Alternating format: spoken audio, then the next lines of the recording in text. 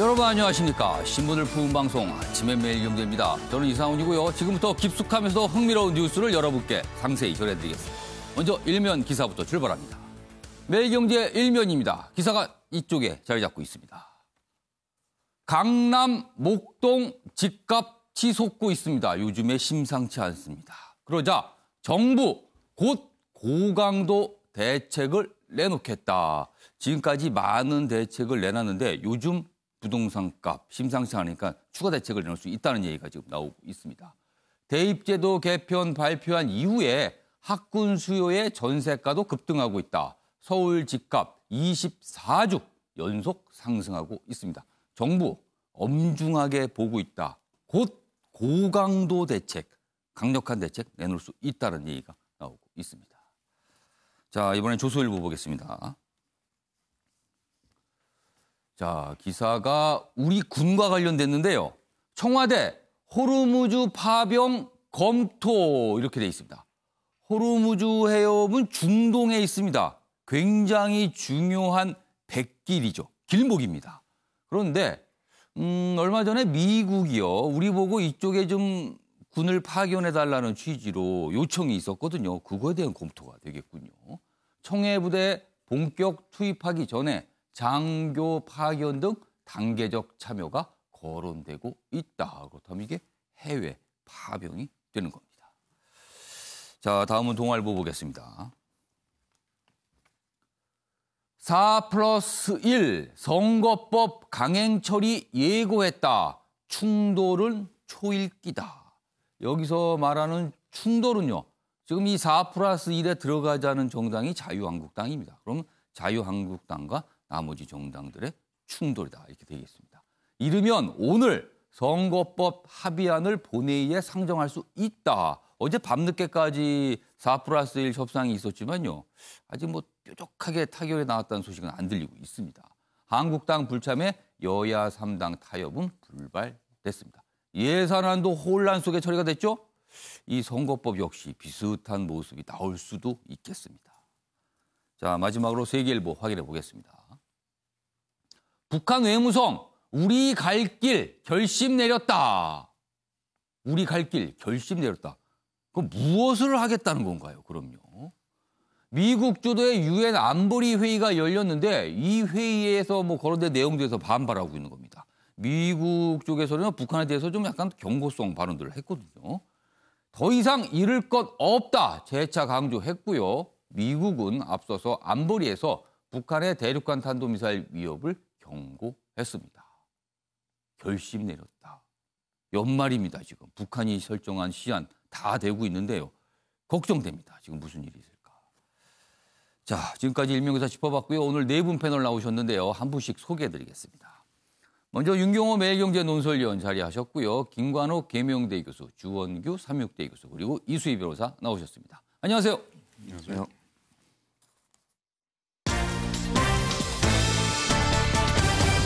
오늘 다룰 주요 이슈들을 정리한 아침을 여는 키워드 4가지가 준비되어 있습니다. 첫 번째 키워드는요. 도로 바른정당. 어제 새로운 정당의 이름이 공개가 됐는데요. 그 이후에 이런 얘기도 좀 분석에 섞여 있습니다. 그다음 키워드는 국회의장의 아들. 아버지의 지역구에서 출마한다. 이런 얘기 나오고 있잖아요. 그런데 지금 여러 가지 좀 뒷말일까요? 논란일까요? 이런 얘기가 나오고 있어요. 유죄받은 1.3초. 굉장히 관심을 모았던 판결이 확정이 됐는데 판결 뒤에도 또 논란입니다. 마지막 키워드는요. 12.12 날, 어제 12.12였죠? 오찬을 했는데 참 그 모습, 많은 분들에게 많은 생각을 하게 하는 그 모습이 또 포착이 됐습니다. 자, 이렇게 4가지 키워드로 오늘 내용 정리했고요. 첫 번째 이슈는요. 새로운 당 이름이 어제 등장했는데 바로 새로운 보수당. 새로운 보수당. 그러니까 새롭다는 게 어떤 당을 설명한 게 아니고요. 당 이름이 새로운 보수당입니다. 그 얘기 좀 해보겠습니다. 변혁 신당 이름은 새로운 보수당. 변혁은요. 바른미래당 비당권파 또는 탈당파라고도 할 수 있습니다. 지금 탈당이 말만 안 했지 사실상 나갔습니다. 그래서 변혁이란 단체를 그동안 유지해 왔는데 신당을 만든 이름이 새로운 보수당입니다. 당명에 보수를 못 박은 건 최초입니다. 우리나라 정당 역사에 보수당이라는 이름이 들어간 게 처음이다라는 거죠. 외국에 보면 영국에 뭐 보수당 이름이 있죠. 외국에는 많이 있습니다. 그런데 우리나라는 보수를 딱 이름에 박은 건 처음이다라는 거죠. 자, 하태경 의원은 지금 요 신당 요런 거 창당 준비 위원장을 맡고 있죠. 청년과 중도를 아우르는 새 보수다. 그래서 새로운 보수당, 약칭은 새 보수당이다. 이렇게 설명을 하고 있어요. 그런데 안철수계 당 이름에 이념을 박은 거는 이거는 구시대적이다. 이렇게 나옵니다. 근데 이게 단순히 이 구시대적이다라고 비판이 나오지만요. 또 한축에서 안철수계 생각은 뭐냐면 사실 안철수 전 대표 하면은 그동안 뭐 극중주의 뭐 이런 걸 얘기했어요. 그래서 중도다. 약간 좀 진보에 가까운 중도다. 뭐 이런 평가잖아요. 그러면은 보수하고는 약간 결이 다른 겁니다. 그래서 반발이 좀 있나 봅니다. 다음 기사 또 있습니다. 보시죠. 변혁, 신당명, 새로운 보수당, 안철수계 중도 확장 막아 이렇게 비판 나옵니다. 역시 이제 중도. 왜 중도란 이름을 안 넣느냐 또는 왜 굳이 보수란 이름을 집어넣느냐. 중도 안 넣을 거면 보수도 빼지. 뭐 이런 취지가 됩니다. 하태경, 이기는 보수, 수권 야당 될 것이다. 청년 중독층 끌어안겠다는 의지를 담았다. 이렇게 설명했어요. 그런데 일각에서는 이 보수라는 걸 굳이 당명해 놓은 거 보니까 한국당과의 합당을 뭔가 생각하고 그런 거 아니냐. 또 이렇게 의심 섞인 분석이죠, 이거는요. 이렇게 또 나오고 있습니다. 그러니까 이 당 이름에 안철수계는 이거 뭡니까? 중도 뭐 이런 거 없고 이게 뭡니까라고 이제 반발하는 거고요. 일각에서는 또 이거 한국당 보라고 지은 당 이름 아닙니까? 뭐 이렇게 또 의심을 해요. 지금 이런 분위기입니다. 여기 보면 어제 발표했죠. 당명은 이렇게 새로운 보수당하고 이렇게 어제 발표를 했습니다. 여기 뭐 유승민 의원이 또 박수를 치고 있군요. 자, 그럼 여기서요. 관련 영상 확인해 보겠습니다. 저희 신당명을 공개하겠습니다. 하나, 둘, 셋! 방금 표현한 우리 당 이름은 새로운 보수당입니다. 그동안 써왔던 변화와 혁신을 살려서 변화와 혁신을 통한 새로운 보수당. 당명은 새로운 보수당이고요. 약칭은 새 보수당. 올드 보수는 질 수밖에 없습니다. 이기기 위해서 새로운 보수가 되어야 합니다. 새로운 보수당이 보수를 이끌어야 됩니다. 2대 주체는 청년과 중도입니다. 새로운 보수당은 청년이 이끌어가는 보수고 중도를 아우르는 새로운 보수입니다. 네, 뭐 중도를 아우른다. 이 새로운에는 그런 의미가 있다. 근데 이제 어제 발표가 나온 다음에 여러 가지 취재를 통해서 좀 추가로 나온 내용을 제가 소개해드리면은 원래 당명 후보가 여러 개가 있었다 그래요. 새로운 보수당도 있었지만 중도 보수당이라는 후보도 있었는데 그것보다는 새로운 보수당이 좋겠다. 그렇다면 중도 보수당이라는 이름도 선택할 수 있었다는 거예요. 그러나 선택되지 않았습니다. 자, 윤경호 의원이 보수라는 이름을 굳이 당명에 집어넣은 건 어떤 이유가 있을까요? 지금 저렇게 설명이 있는데 그 설명 이상의 뭔가 또 있을 것 같기도 합니다. 그럴 겁니다. 정치적인 스펙트럼으로 따지면 진보와 보수가 양쪽에 하나씩 있겠죠. 그걸 좌와 우로 굳이 표현하자면 중도라는 개념이 거기엔 들어갈 수 있겠죠. 다시 말하면 중도라는 개념은 지금 우리 김관학 교수님께서 설명을 더 해주시겠지만 정치학 교과서에 나오는 걸로 따지자면 이념의 한 축을 갖기에는 어찌 보면 편의적인 표현인 거죠. 그렇다면 진보와 보수라는 양 정치적인 스펙트럼만을 따지고 볼 때 지금 유승민 의원을 중심으로 하는 이 당은 대한민국의 정치 지형은 여전히 아직 보수가 더 우위를 차지하고 있다. 유권자들의 성향이 아직도 보수가 더 주류라고 판단을 한 것 같아요. 그럼 현실적인 판단을 한 거예요? 그렇다고 저는 봅니다. 그런 점에서 보수에 치우쳐 있는 유권자들을 더 많이 흡수할 수 있다라고 계산을 한 게 아닐까. 그러면 아까 잠시 화면에도 있었습니다만 유승민 의원을 중심으로거든요. 지금은 뭐 아무리 안철수계라고 다른 쪽이 있다고 하지만 그러면 옛날에 바른정당으로 다시 돌아간 거 아니냐. 그래서 나온 이름이 그럼 도루 바른정당 아니냐. 그런 얘기가 당연히 나오겠죠. 당연히 나오고 예. 또 하나는 지금 출범을 하는 이런 군소정당은 예. 다음 2년 후 이제 예. 내년 4월 기점으로 예. 총선을 치른 그로부터 2년 후에 있어야 되는 대통령 선거에서 예. 중심이 되는 인물 후보가 있어야 예. 어찌 보면 유권자들의 주목을 받거든요. 지난 20대 총선에서 안철수라는 후보를 중심으로 하는 국민의당이 예. 먹혔던 것처럼 이제 물론 기존의 거대 정당들은 예. 여전히 진행 중이기 때문에 후보들이 나중에 정해져도 되지만 예. 이런 군소 정당들은 지금 중심적인 역할을 해야 되는 인물이 결국은 선거를 2번 치르는 거죠. 총선도 치르고 대선도 치르고. 예. 그런 점에서 이 새로운 보수당은 유승민당으로 저는 표현을 하고 싶은데 예. 유승민 의원 본인과 그 지지자, 그 측근들이 역시 한국의 지금 유권자는 보수가 예. 좀 더 많다라는 결론을 내리고 그쪽으로 선택을 한 거다. 저는 이렇게 해석을 하고 싶습니다. 지금 우리나라의 유권자 지형이 보수 쪽 분들이 많으니까 현실적인 선택을 한 그게 거다. 근데 옳은지 그른지는 선거에서 그렇죠. 결국은 심판을 받아야겠죠. 자, 안철수계 쪽의 반응 좀 화면에 좀 띄워주세요. 지금 반응이 몇 가지 나왔는데요. 일단 뭐 긍정적이지 않습니다.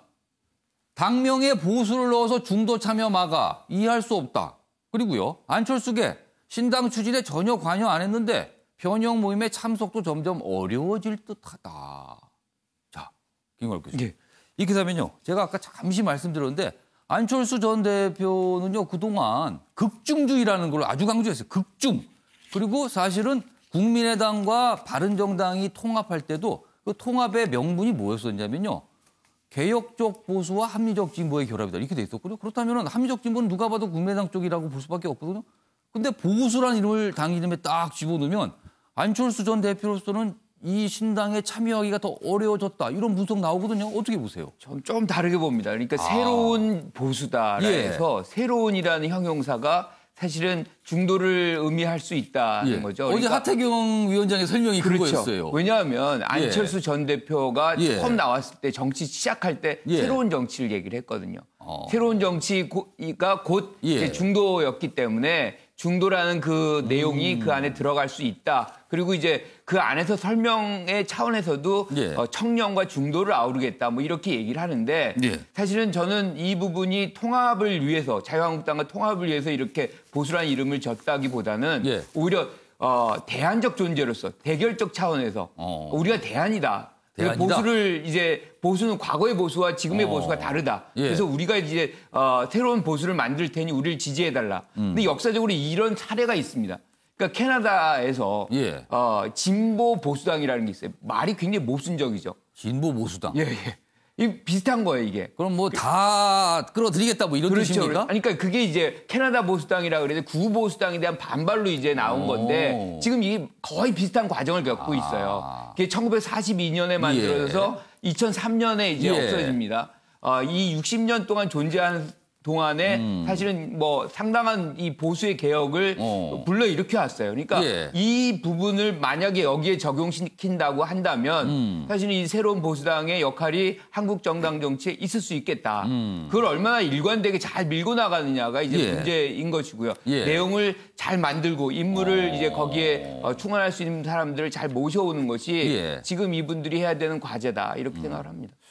자, 어제 발표를 하면서 한 가지 표현이 등장했죠. 올드 보수. 올드 보수의 대척점으로 새로운 보수당을 만들었다. 이런 설명이었어요. 그렇다면 올드 보수하면 떠오르잖아요.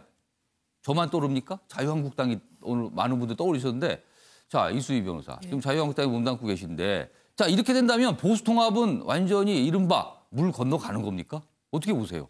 지금 이제 지금 오늘 내일 패스트 예. 트랙으로 죄송합니다. 선거법 개정이 예. 되느냐 안 되느냐에 따라서 이제 좀 달라지기도 하겠지만, 근데 보수 통합은 당장 어렵더라도 예. 뭐 선거 연대라든가 그런 거는 가능할 수 있지 않겠느냐. 저렇게까지 얘기했는데 또 나중에 연대를 하는 거예요? 그거는 사실상 필요에 의하면 실리를 위해서는 뭐 서로 지향하는 바가 같다면 예. 같이 가야 되는 예. 거죠. 근데 이제 지금 연동형 비례제가 만일 이제 통과가 된다라고 예. 하면 그게 뭐 연동형 비율이 어떻게 될지 모르겠어요. 뭐 30%가 될지 정말 정의당이 원하는 대로 50%가 될지 모르겠는데 만약 50%까지 간다라고 하면은 보수 쪽에서 그 정당 지지율을 좀 가져갈 당이 또 필요한 거예요. 그걸 뭐 이제 여의도에서는 위성 정당이라고 또 얘기들을 큰 해요. 정당이 있고 좀 작은 정당이 있는데 큰 틀에서 이 지향하는 바랑 비슷하다면 뭔가 비례대표 의석을 가져가는 게 좀 더 전체 진영으로 봤을 때 낫다. 뭐 이런 판단입니까? 예, 뭐 그런 것도 지금 여러 안 중에 하나예요. 그러면은 지금 이제 그러니까 유승민 의원이 이제 생각하는 지금 새로운 보수당의 살아갈 길은 하나는 이제 보수 유권자들을 확실하게 보수 유권자들을 타깃으로 하는 거죠. 우리는 보수다. 우리 당은 보수당이니까 그 보수 유권자들께서 그거는 의심하지 말아달라. 그러면서 이제 대구에서 출마를 얘기를 했어요. 제가 뭐 몇 달 전까지 얘기 듣기로는 차기 총선에서 유승민 의원이 저 수도권에서 나올 거다는 얘기가 더 많았었는데 대구에서 계속 나오겠다라고 출마하겠다고 하는 거 봐서는 그쪽에 이제 더 생각이 깊은 것 같습니다. 근데 이제 우리가 또 생각해 보면 중도라는 게 절대적인 중도라는 게 불가능하잖아요. 이 정책에서는 이게 좋고 이 시대 때 보면은 그렇죠. 보수가 더 나은 것 같기도 하고 이쪽이 나은 것 같기도 하고 그런 면에서는 뭐 보수당이라고 탁 내놨다고 해서 그 프레임에 틀에 탁 갇혀서 중도 쪽으로 전혀 뭐 확장을 못하냐 그거는 아닌 것 같아요. 어떤 모습을 보여주냐 소위 이제 새로운 게 뭔지를 새로운 보수를 어떻게 보여주냐에 따라서 뭐 앞길이 전망이 달라지겠습니다만 저는 유승민을 중심으로 한 어떤 대권 플랜이나 뭐 그런 데 맞춰진 그리고 이제 그 연동형 비례제 그런 어떤 큰 틀의 변화가 있는 데서 맞춰진 그런 창당이 아닌가, 창명이 아닌가 싶어요. 그러니까 지금 이수희 변호사 말씀과 김가럽 교수님 말씀 두 개를 종합하면 이 새로운이라는 의미가 뭐 듣기는 단순하지만 단순하지가 않네요. 이른바 안철수계나 안철수 전 대표 쪽을 살짝 보면서 또 열어둔 측면도 있고요. 자유한국당을 좀 보면서 살짝 열어둔 측면도 있어서 이게 다 열어둔 측면 굉장히 미묘한 단어가 될 수도 있는 게 이게 새로운이다. 그래서 이렇게 설명이 길었나 봅니다. 그 새로운이라는 단어에 대해서. 자, 그런데요. 약간 좀 주홍 교수님께는 결이 다른 질문 제가 좀 드릴게요. 많은 우리나라 유권자분들은 항상 생각하는 게 왜 우리나라는 이렇게 당이 자주 생기고 이름이 자주 바뀌느냐. 있는 당도 이름을 그렇게 자주 바꾸고 그리고 툭 하면 당이 나와서 또 생기고 없어지고 그런다. 이거 왜 그러는가? 외국에 비해서 좀 너무하는 거 아니냐. 이런 지적이 있거든요. 어떻게 보세요?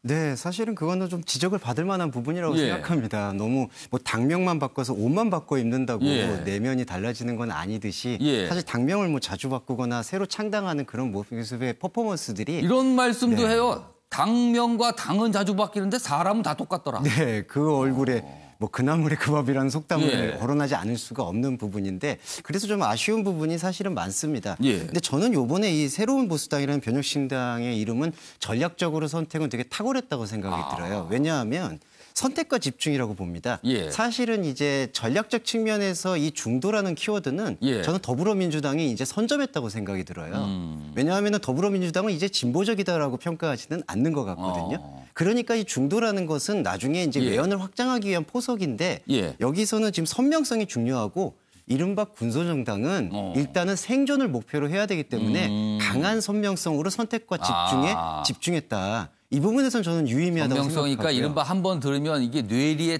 탁 들어오는 그런 측면이겠네요. 그리고 최초로 보수라는 이 네이밍을 딱 정당에다가 못 박은 것.